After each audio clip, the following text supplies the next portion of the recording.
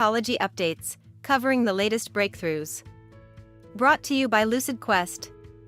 The European Commission has approved Roche's Columvi in combination with GemOx for adults with relapsed or refractory diffuse large B-cell lymphoma who are ineligible for stem cell transplant.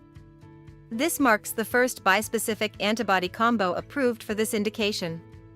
Clinical trials showed that Columvi plus GemOx reduced the risk of death by 41% compared to our GemOx.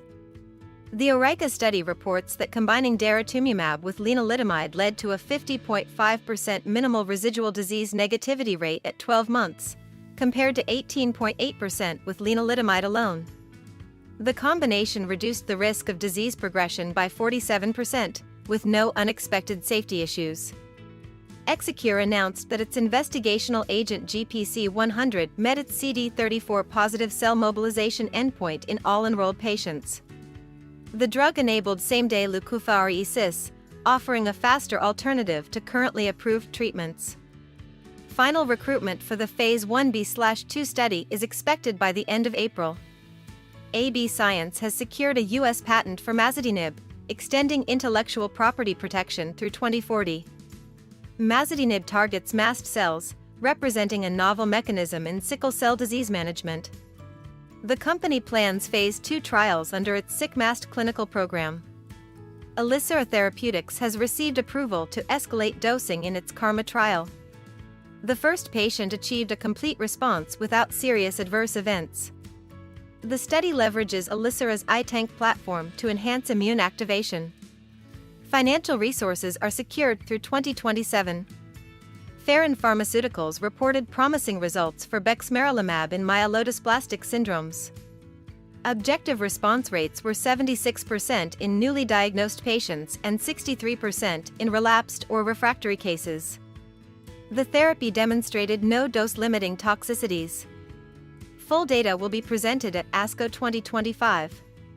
Radiance Biopharma has initiated a Phase 1 trial in China for RB164, an antibody-drug conjugate targeting ROR1.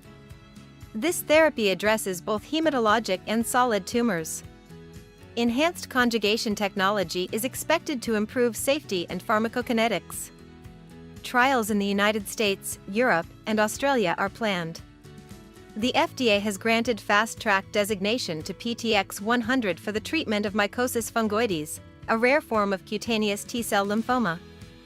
A Phase 2a trial is currently underway in Melbourne. Earlier data showed a 42% objective response rate and a strong safety profile. The first-in-human trial of VAS-101, a topical curcumin-based gel, is now underway for sickle cell disease pain management. The gel aims to reduce pain and red blood cell fragility while providing opioid-sparing benefits. The trial is led by FSCDR in collaboration with the National Institutes of Health and Functional Fluidics. The FDA has granted Regenerative Medicine Advanced Therapy designation to Lille Immunopharma's LYL314.